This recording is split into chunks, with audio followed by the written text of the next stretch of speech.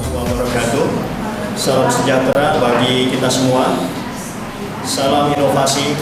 Pada kesempatan kali ini, saya Bahar Sungkowo, SPD, akan menjelaskan sebuah model pembelajaran yang saya terapkan di sekolah SMP Internat Al-Kausar di kelas 7 dengan nama model pembelajaran kuda tuli. Kuda tuli adalah kudanya itu adalah kartu puzzle diskusi aktif, dan tuli itu adalah turnamen unggul literasi IPS. Jadi dalam pembelajaran yang saya terapkan di sekolah atau di kelas, kita mengadakan sebuah proses pembelajaran dengan berdiskusi aktif, lalu turnamen literasi IPS yang menggunakan permainan, yaitu permainan kilurah atau kartu inspirasi, ya, ludo, bermakna dan berkarakter. Dan yang kedua adalah kartu pertanyaan atau kartu diskusi dan puzzle untuk berdiskusi. Nah, pada kesempatan ini anak-anak sedang menyiapkan untuk berpresentasi dalam mempresentasikan hasil diskusi kelompok, dan setiap kelompok akan menilai, ya, setiap kelompok akan menilai kelompok yang sedang berpresentasi, sehingga penilaiannya nanti akan digabungkan dan dirata-ratakan antara penilaian kelompok, penilaian siswa dengan penilaian guru. Kemudian nanti akan dilaksanakan dengan sebuah permainan, yaitu permainan kilurah tadi, di mana yang pertama anak-anak akan membuat pertanyaan-pertanyaan yang akan diujikan dalam permainan tersebut. Dan yang kedua, mereka nanti akan bermain secara kelompok untuk saling bersaing unggul dalam turnamen literasi IPS. Demikian pembukaan ataupun penjelasan singkat dari apa yang saya namakan sebagai model pembelajaran dengan kuda tuli atau kartu puzzle diskusi aktif turnamen unggul literasi IPS. Selamat menyaksikan dalam proses-prosesnya, dan salam inovasi, salam guru Indonesia. Assalamualaikum warahmatullahi wabarakatuh. Warahmatullahi wabarakatuh. Waalaikumsalam warahmatullahi wabarakatuh. Anak-anak sekalian, sebelum kita mulai pembelajaran, mari kita berdoa dan membaca basmalah. Berdoa membaca basmalah.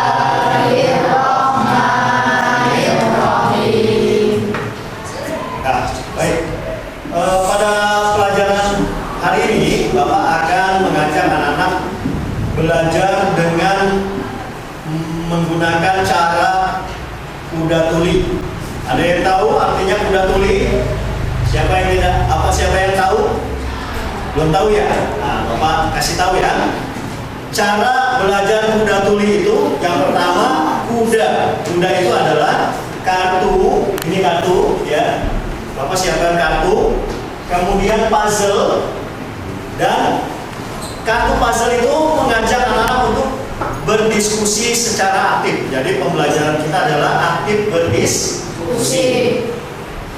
Tulinya adalah turnamen unggul literasi IPS. Jadi nanti anak-anak sekalian secara berkelompok berturnamen. Apa itu turnamen? Berlomba, bertanding, bersaing secara sehat dan saling menghargai.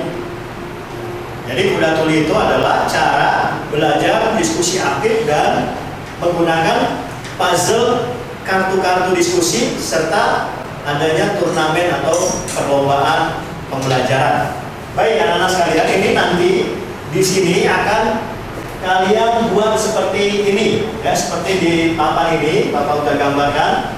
Yang pertama di atas untuk menempelkan puzzle-nya. Ketika Bapak sudah menempelkan puzzle, ketika Bapak angkat kartu kuning, berarti kalian harus berdiskusi untuk menentukan judul apa? Puzzle. Judul puzzle. Yang kedua, setelah anak-anak menulis judul puzzle di sini, ya, terus kalian menuliskan identitas kelompok dengan logo kuda tulinya. Jangan lupa, ya, nama kelompok, ketua, dan anggota-anggotanya.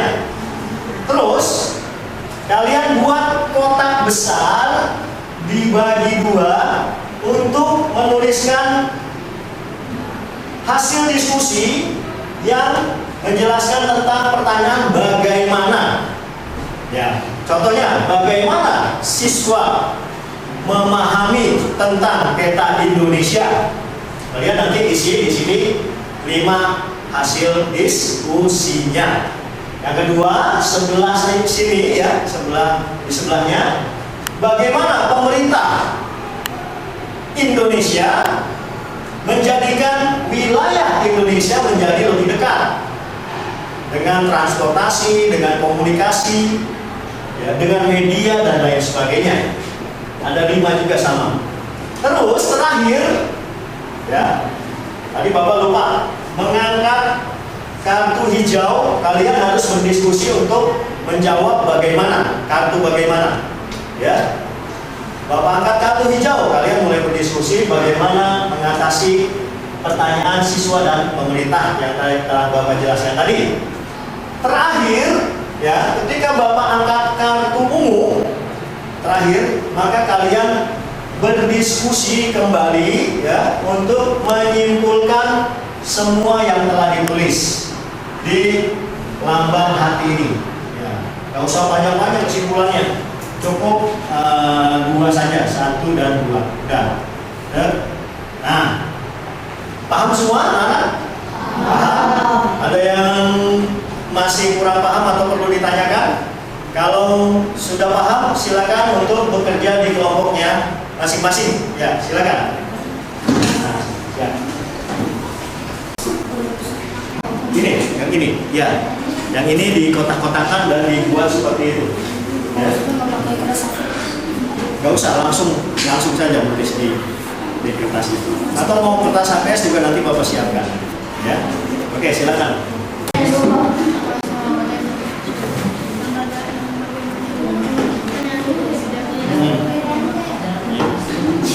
Pertanyaan nggak beda-beda. 1 pertanyaan 5 jawaban.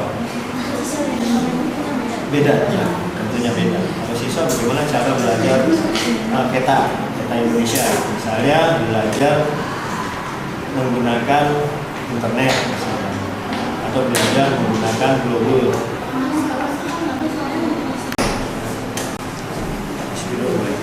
Atau kalau mau kertas-kertas ini nanti Bapak siapkan. Misalnya mau di kertas-kertas scratch sesuai dengan kartunya, boleh nanti disiapkan. Ada lagi? Tinggal nanti guntingnya juga disiapkan, ya. Nah, ini udah nih. Bagus. Ini berarti ada. Pakai spidol warna juga bagus.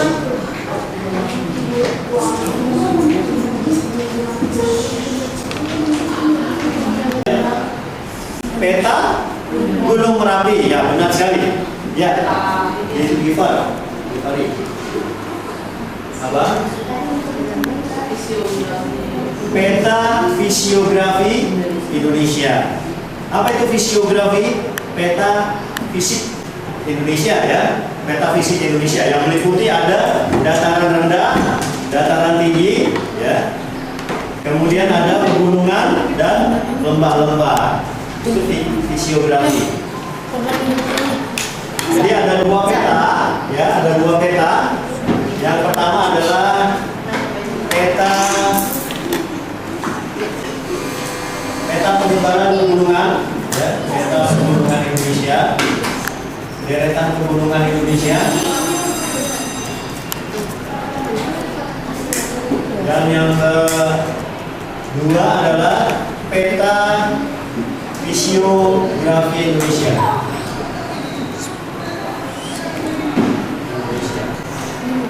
Nah, sekarang Bapak akan angkat kartu kuning. Kartu kuning diangkat. Kalian mulai berdiskusi tentang judul puzzle-nya. Boleh judulnya yang lain itu lebih bagus, ya.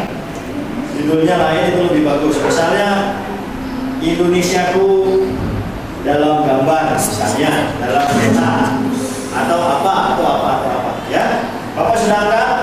Semuanya coba siapkan, satu orang angkat kartu kuning untuk sudah siap berdiskusi tentang judul peta. Siap, 1, 2, 3, angkat semuanya. Jangan tinggi-tinggi. Ya, berarti seluruh kelompok sudah siap ya. Silakan untuk menentukan judul puzzle-nya. Ya. Ayo, kerjanya taktis cepat. Iya.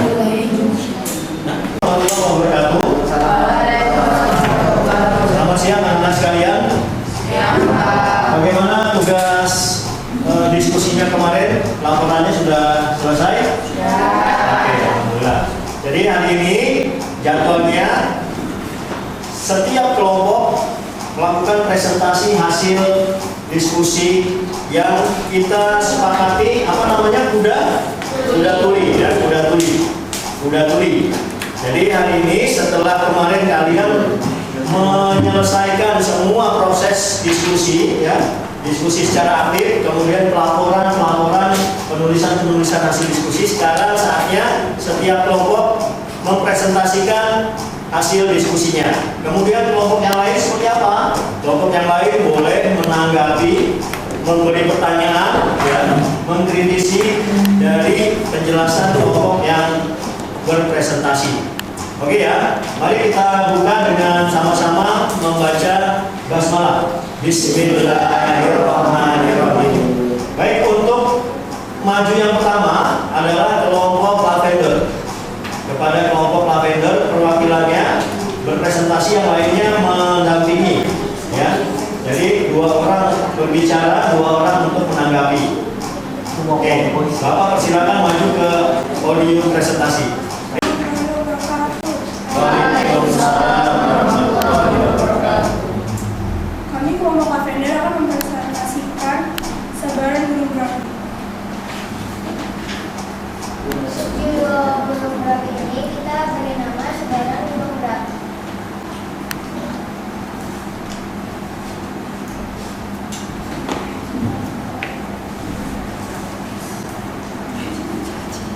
Mengapa kalian menganggap penting puzzle ini? Tuliskan 10 pelajaran berharga dari puzzle ini.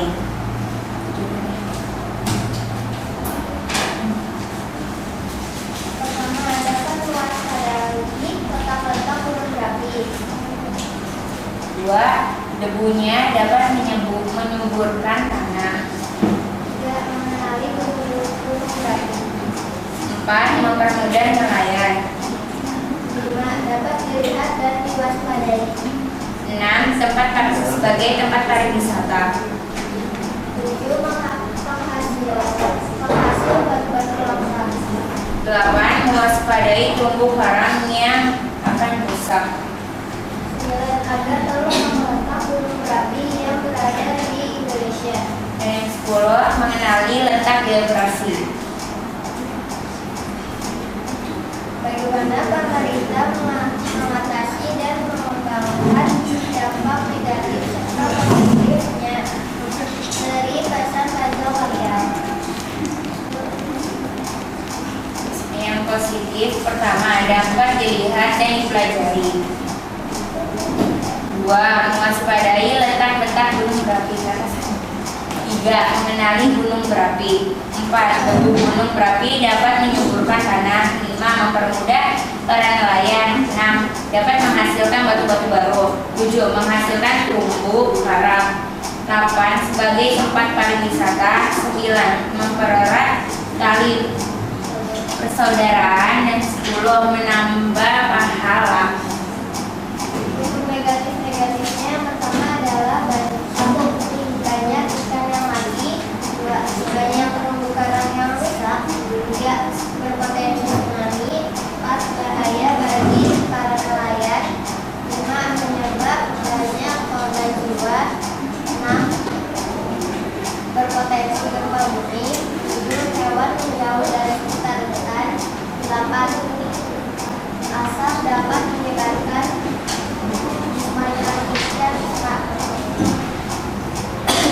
9. Warga banyak yang mengungsi. 10. Udara menjadi tercemar.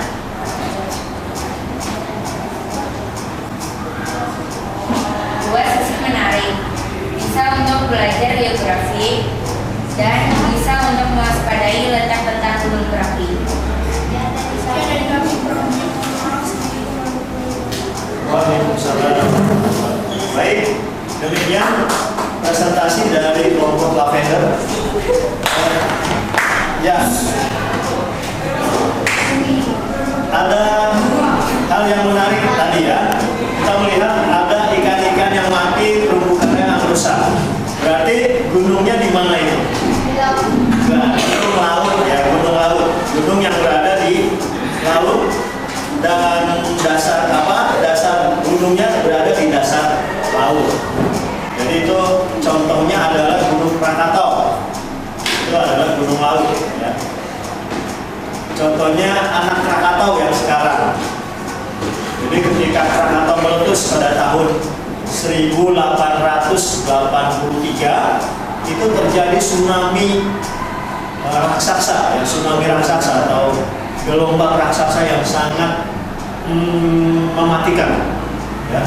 Bahkan dangkalan Sunda. Nah, kenapa dikatakan dangkalan Sunda? Tadinya itu adalah daratan yang menyambung antara Sumatera dengan Jawa ya. Itu sebenarnya daratan. Ketika Krakatau meletus itu ambles tenggelam menjadi daratan Sunda, dangkalan Sunda.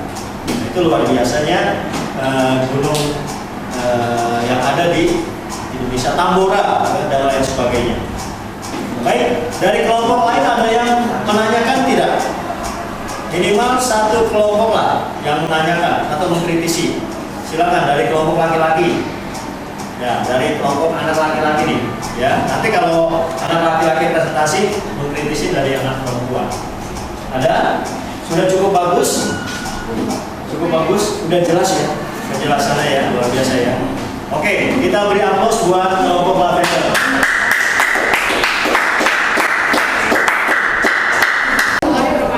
Waalaikumsalam warahmatullahi wabarakatuh. Kami dari kelompok 2 ingin mempresentasikan hasil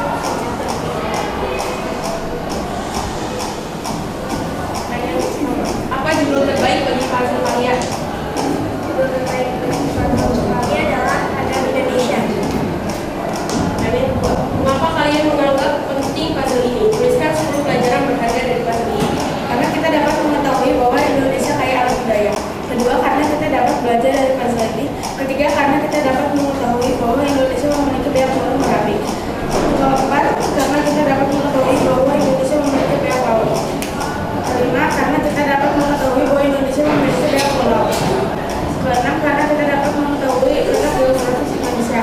Ketujuh, karena kita dapat mengetahui geologis Indonesia. Kedelapan, karena kita dapat mengetahui letak geografis Indonesia. Kesembilan, karena kita dapat mengetahui bahwa Indonesia berada di dua samudra. Kesepuluh, karena kita dapat mengetahui keadaan Indonesia dipengaruhi oleh tiga jenis iklim, yaitu iklim pusat, iklim laut, dan iklim tropis. Pertanyaan yang ketiga, bagaimana pemerintah mengatasi dan mengembangkan dampak negatif serta positif dari pesan puzzle kalian? Negatif, pergaulan bebas. Remaja harus mengenal budaya dari negara lain yang tidak selalu sesuai dengan budaya Indonesia, kemudian masuk dan mempengaruhi kehidupan budaya bangsa Indonesia. Positif, pelayanan dan perdagangan dunia. Pemerintah bangsa Indonesia telah menjalin interaksi sosial dengan bangsa lain. Indonesia kaya akan sumber daya alam, menjual berbagai komoditas dan hasil bumi.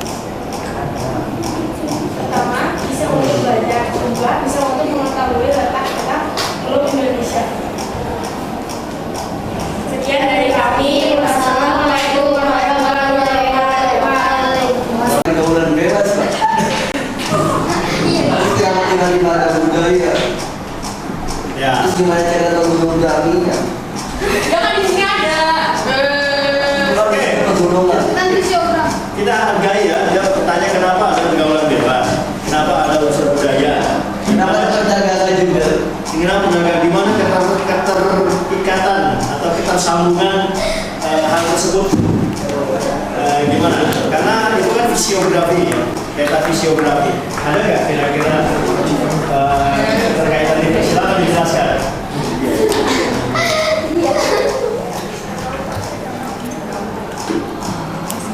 Ada yang bisa jawab? Saya debat. Peta fisiografi Indonesia. Ya, karena kita tuh pengen memberitahu kalian semua kalau Indonesia itu memiliki banyak budaya dan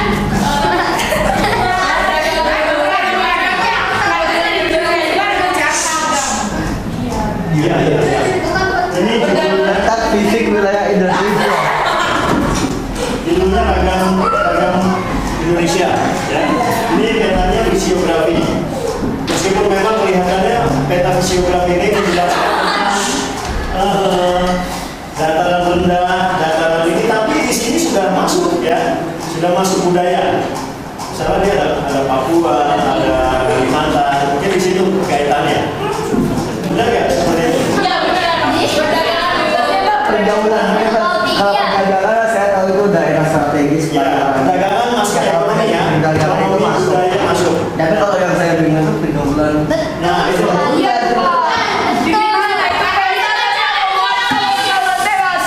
Jadi di situ tuh ada negara lain kan, bukan Indonesia doang gitu. Oh, ya. Budaya ya. Asik. Sedikit. Ya, boleh diterima kan? Diterima ya. Diterima. Alasannya karena ada negara-negara lain seperti ini, ada Malaysia, ada Vietnam, ada apa namanya Filipina, apalagi Filipina nih pergaulannya sekuler banget ya, sekuler sekali ya. Karena presidennya juga kamu tahu nggak presidennya? Itu seperti mafia nih. Hah? Seperti mafia? Gimana ya? Kalau kata dia presiden yang baru namanya lupa bapak. Wartawan yang koruptor ditembak mati aja. Itu presidennya ngomong seperti itu. Jadi wartawan yang koruptor tembak mati aja. Jadi tegas gitu ya. Cuma kelihatannya kok nggak berkesan mendidik gitu ya. Jadi memang Filipina itu ya negara yang sekuler, Nasrani juga bisa mempengaruhi apa ragam budaya Indonesia sehingga terjadi tadi adalah pergaulan bebas ya. Pergaulan bebas. Sedikit nyambung. Baik, demikian presentasi dari kelompok-kelompok yang telah mempresentasikan, yaitu kelompok 1 dan kelompok 2, kelompok lavender, kelompok 1 dan kelompok 2. Nah, untuk kelompok 3 dan kelompok 4 nanti kita ambil pada pertemuan berikutnya ya. Dan sekarang kita akan masuk kepada bahasan yang baru. Sudah siap anak-anak semua? Oke. Assalamualaikum warahmatullahi wabarakatuh. Waalaikumsalam. Di sini kami akan menjelaskan tentang peta fisiografi Indonesia. Kami dari kelompok Lima Pembela Tanah Air. Ketuanya adalah Muhammad Dandi Dewahab, panggil Dandi. Anggotanya Rafiq Ibrahim Padaukas, Syuhada, Bari Ahmad Karezi, dan Muhammad Mustafa Kemal. Yang pertama,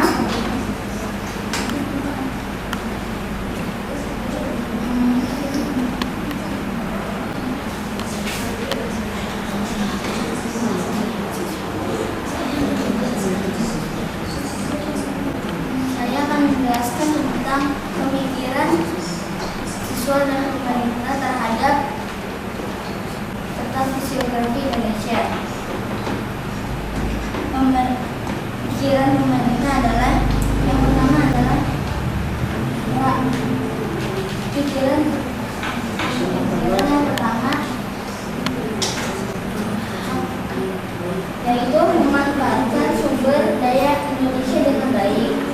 Yang kedua, memanfaatkan objek-objek di Indonesia sebagai tempat wisata nasional dan internasional. Yang ketiga, memanfaatkan letak Indonesia sebagai jalur perdagangan internasional.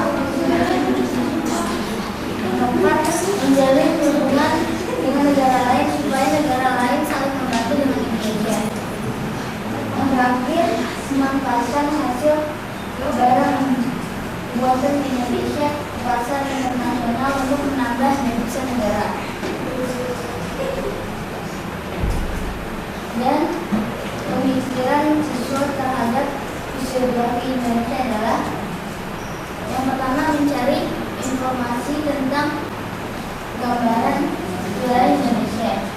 Yang kedua adalah siswa mengenal kondisi fisik wilayah-wilayah di Indonesia. Yang ketiga, siswa mengetahui letak Indonesia di dunia. Yang keempat, siswa mengetahui sumber daya alam di Indonesia. Yang terakhir yaitu siswa mengenal keragaman agama, bahasa, suku, adat, istiadat di Indonesia. Di sini hasil diskusi dari kelompok kita adalah yang pertama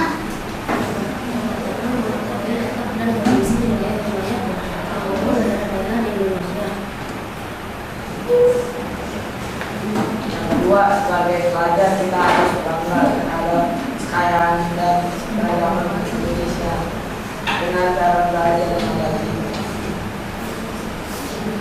sekian dari kami. Wassalamualaikum warahmatullahi wabarakatuh. Waalaikumsalam.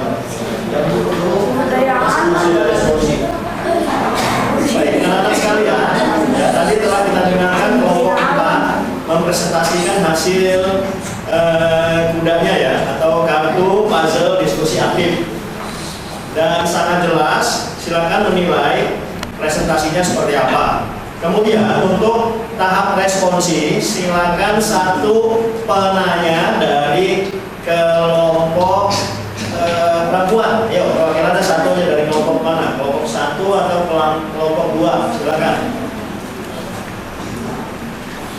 Ada yang nanya apa saja? Tadi yang berkaitan dengan penjelasan, atau nanya hasil diskusinya, atau nanya apa dari siswa dan dari pemerintah, bagaimana tanggapan dari siswa dan dari pemerintah. Silakan. Pertanyaannya adalah bagaimana cara siswa untuk bisa mempelajari aktivitas dan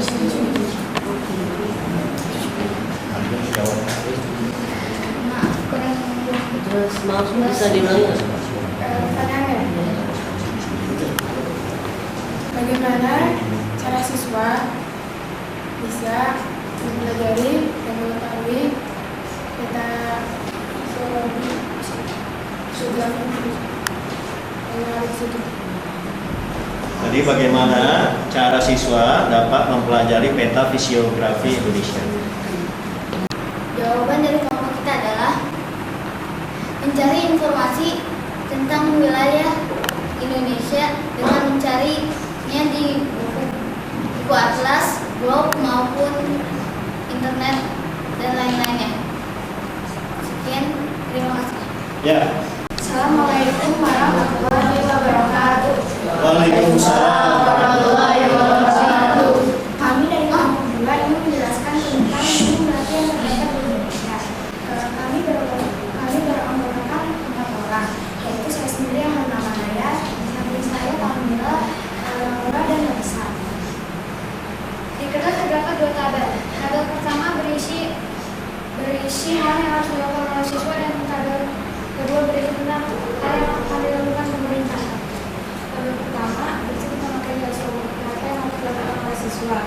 Cara pertama adalah menonton video yang berhubungan dengan gunung berapi. Cara kedua, mempelajari bagaimana membedakan gunung berapi aktif dan tidak aktif. Dan yang terakhir, membaca pengetahuan internet atau di buku pembelajaran tentang gunung berapi.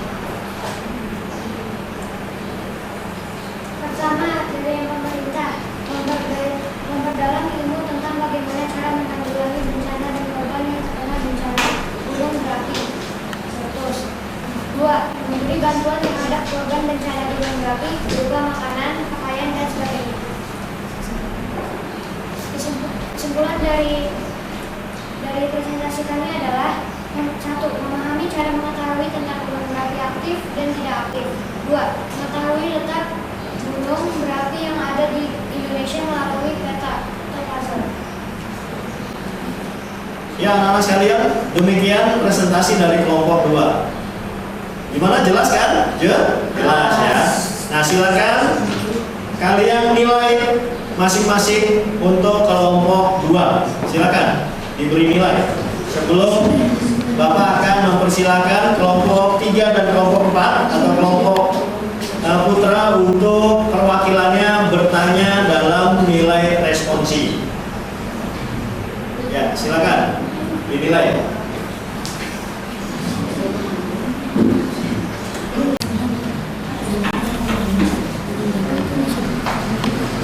Ya, waktunya tinggal setengah menit lagi ya untuk menilai. Silakan yang kelompok lain yang belum menilai kelompok 2 segera. Waktunya tinggal 10 detik lagi. Ya. Bagaimana cara mereka mengetahui bahwa gunung itu aktif atau tidak? Ya, terima kasih kelompok 4 yang telah bertanya kepada kelompok 2 yang bertanya tentang bagaimanakah cara mengetahui gunung berapi itu aktif atau tidak. Paham ya pertanyaannya ya? Silakan untuk direspon kelompok 4 tadi. Silakan. Mempelajari bagaimana membedakan gunung berapi aktif dan tidak aktif serta mengenai eksperimen untuk mengukur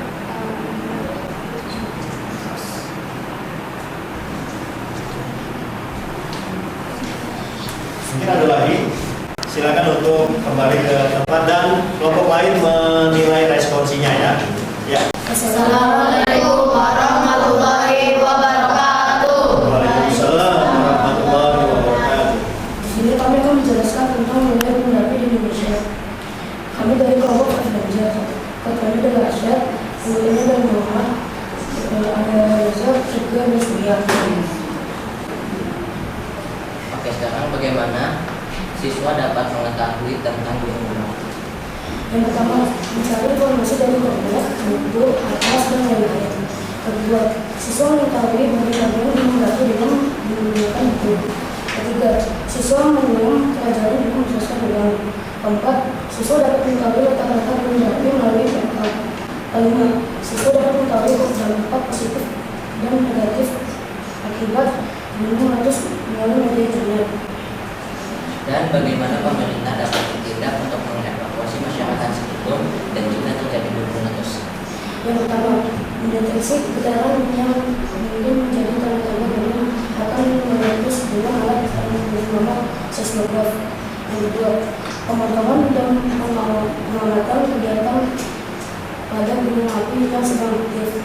Ketiga, penyelidikan dan penelitian biologi, geofisika dan geokimia di gunung api. Keempat, melakukan bimbingan dan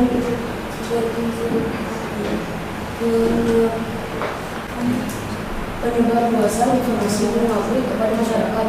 Kelima, pembuatan dan penyediaan peta kawasan rawan bencana, letusan gunung api, peta zona risiko dasar gunung api, dari gunung api, serta peta pendukung lainnya, seperti peta biologi gunung api.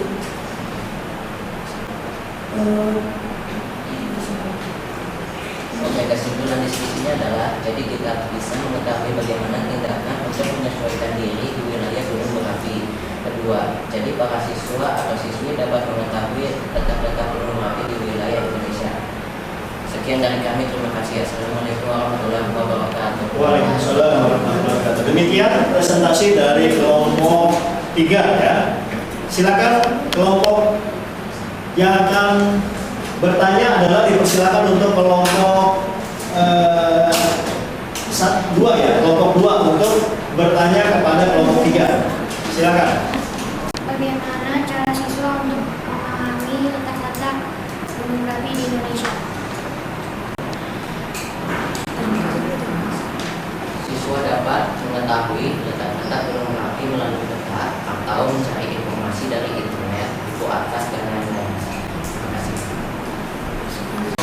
Assalamualaikum warahmatullahi wabarakatuh. Waalaikumsalam warahmatullahi wabarakatuh. Teman-teman, pada kesempatan kali ini kami dari kelompok 1 yang beranggotakan saya sendiri, Syamila Dinda, Natania, dan ketuanya Hafizah. Nah, kami akan mempresentasikan hasil tugas kuda tuli kami yang berjudul Indonesia Tercinta dalam Peta.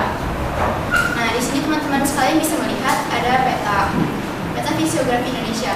Di sini terlihat ada daerah pegunungan, daerah perbukitan, daerah dataran tinggi, dan daerah dataran rendah. Di sebelah kanan, sebelah kiri ada tabel yang bernama tabel bagaimana. Jadi isi tabel ini adalah jawaban dari pertanyaan bagaimana siswa mempelajari peta dan bagaimana pemerintah menanggulangi bencana alam. Dan untuk siswa, pertama mencari informasi dari internet, dan yang kedua mempelajari simbol-simbol peta, yang ketiga mencari informasi di museum sejarah, yang keempat sering membaca sejarah tertentu di Indonesia, dan yang kelima mempelajari daerah provinsi, kota-kota, dan lain-lain. Dan dari pemerintah sendiri, yang pertama meneliti gejala-gejala bencana alam, yang kedua memberi peringatan kepada masyarakat apabila sudah datang gejala-gejala bencana alam, yang ketiga meningkatkan tim evakuasi kalau saja bencana sudah terjadi, yang keempat memberitahu masyarakat cara perlindungan pertama untuk diri sendiri, dan yang terakhir menghimbau masyarakat untuk berhati-hati kalau ada keanehan yang menunjukkan gejala-gejala bencana alam. Dari semua ini kita dapat menyimpulkan bahwa untuk belajar harus terus mencari ilmu, terutama tentang negaranya sendiri, Indonesia. Apalagi sekarang sudah sangat banyak dan juga mencari informasinya. Dan untuk pemerintah harus terus meningkatkan segala pencegahan bencana alam yang dapat membahayakan masyarakat. Teman-teman, apakah ada pertanyaan? Ya, demikian presentasi dari kelompok 1. Untuk yang bertanya adalah kelompok 3. Silakan untuk bertanya kepada kelompok 1. Saya Muhammad dari kelompok 3. Saya ingin bertanya, bagaimana para masyarakat mengetahui jika ada gejala alam yang meragukan atau aneh? Sekian dari saya. Jawabannya adalah masyarakat harus tahu bagaimana lingkungan pertama dan bencana alam, harus tahu apa sih bencana alam tersebut dan gejala-gejalanya. Sekian dari kami. Assalamualaikum warahmatullahi wabarakatuh. Waalaikumsalam warahmatullahi wabarakatuh. Beri tepuk tangan untuk kelompok 1. Ya, anak-anak sekalian. Ya, alhamdulillah. Tim 4 kelompok telah berpresentasi dengan baik dan sudah mendapatkan nilainya. Bagaimana? Cukup jelas tadi presentasinya anak-anak sekalian? Alhamdulillah. Nah, untuk selanjutnya dalam mempersiapkan tulinya, kalau kudanya sudah selesai, sekarang tulinya. Tulinya nanti kita akan bermain sebelum ulangan harian hari Rabu ya, hari Rabu. Jadi kalian ditugaskan oleh Bapak, ini juga akan dinilai oleh Bapak dalam kuis kelompok, yaitu masing-masing nanti Bapak akan berikan kertas pertanyaan seperti ini dengan 2 lembar. Jadi setiap kelompok membuat pertanyaan sebanyak 8 pertanyaan. Karena di sini ada 4 ini ya, kolom-kolom ya. Jadi 2 kertas jadi 8 kolom. Nanti Bapak akan batasi ya pertanyaannya dari modul yang Bapak berikan. Jadi setiap kelompok minimal harus ada 1 modul minimal ya, 1 modul. Kalau semuanya kalian semua bawa, alhamdulillah ya. Jadi lebih cepat untuk membuat pertanyaan. Pertanyaan ini ya, pertanyaan itu ini boleh menanyakan apa ya. Kedua, mengapa dan bagaimana. Jadi ada 3 aja, apa, mengapa, dan bagaimana ya.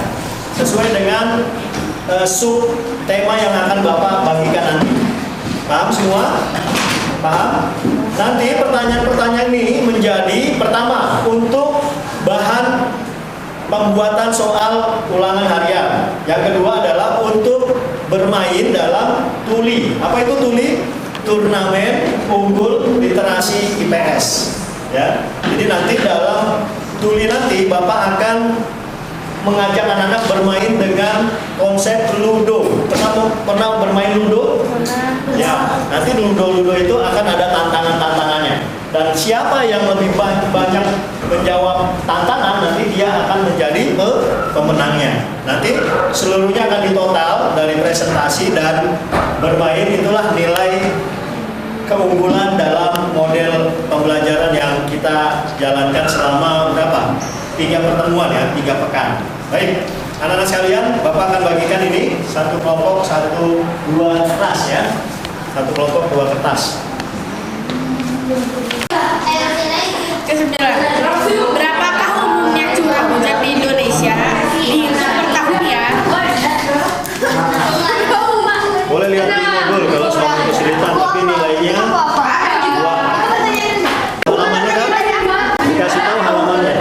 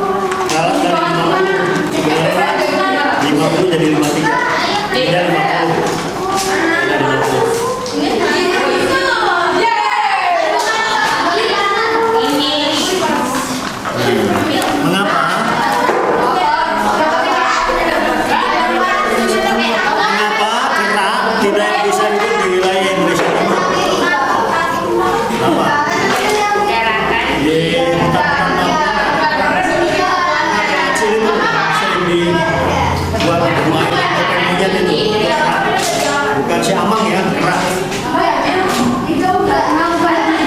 Ya, bukan habitatnya. Nilainya 5. Ya, lagi. Satu.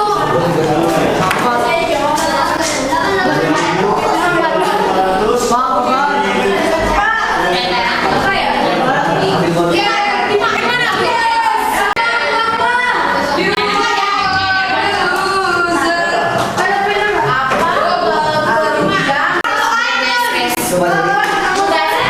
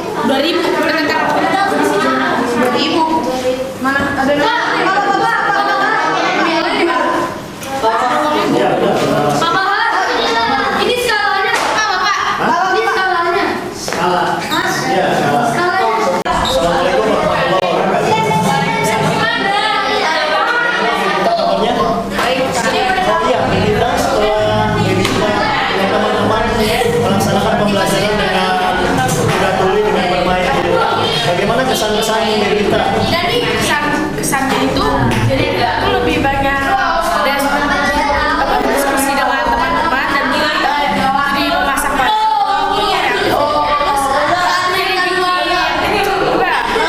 bikin semangat belajarnya, terus jadi lebih asik, jadi gak bikin ngantuk. Kan biasa kalau lagi belajar itu bikin ngantuk. Nah kalau belajar PPS ini dengan ada yang ini jadi tidak ngantuk sama banget. Oh iya, terus menurut Melita, apakah dengan media atau model kuda tuli ini sepertinya bisa nggak meningkatkan hasil belajarnya? Bisa, karena kita tuh jadi semangat dan jadi semangat menghafalnya dan masuk ke otak pikiran kita. Jadi lebih masuk jadi semangat itu. Baik, silakan untuk menutup. Terima kasih. Sekian dari saya.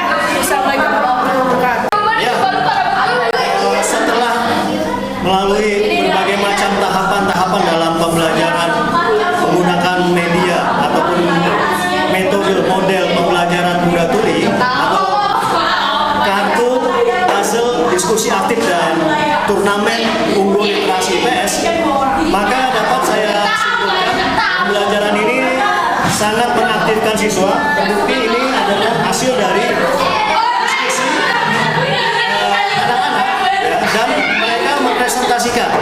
Yang kedua, mereka sekarang sedang bermain kilurah, yaitu kartu ingatan ludo IPS dengan bersungguh-sungguh mendapatkan hasil yang terbaik. Nah, dengan model pembelajaran kuda tuli ini, saya sebagai guru sangat antusias dapat memberikan sesuatu yang terbaik bagi anak-anak dan memberikan hasil berupa dapat menerima materi-materi yang diberikan, paham terhadap konsep-konsep ilmu pengetahuan sosial, serta di suatu saat nanti ketika mereka mengikuti ulangan uji kompetensi, mereka akan mampu menjawab dengan baik dan benar. Demikianlah pembelajaran yang saya susun dan saya temukan ini. Semoga saja model pembelajaran kuda tuli ini dapat memberikan inspirasi bagi teman-teman untuk dapat menciptakan model-model pembelajaran yang terbaik buat siswa-siswa kita, sehingga mereka dapat menjadi mudah mengerti,